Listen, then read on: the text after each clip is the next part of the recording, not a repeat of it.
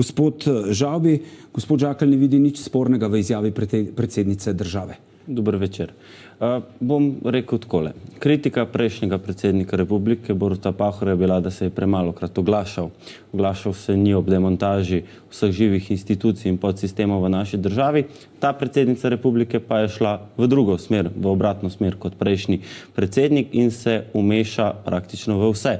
Zdaj, konkretno v tem intervjuju za televizijo N1 ni bila samo eno umešavanje v upravno-pravni postopek, kot je bilo v primeru KPK, ampak je to umešavanje bilo prisotno tudi pri primeru C0. Hkrati je v tem istem intervjuju v stilu Marije Antoanete nekako bom rekel, preizpraševala reveže v naši družbi. To so bile vse troje, poleg še pravnega huliganstva, vse četvoro neprimerne izjave za predsednico republike. Če se osredotočim na njeno umešavanje v postopek KPK, glejte, predsednica republike predloži državnemu zboru najvišje funkcionarje te neodvisne institucije.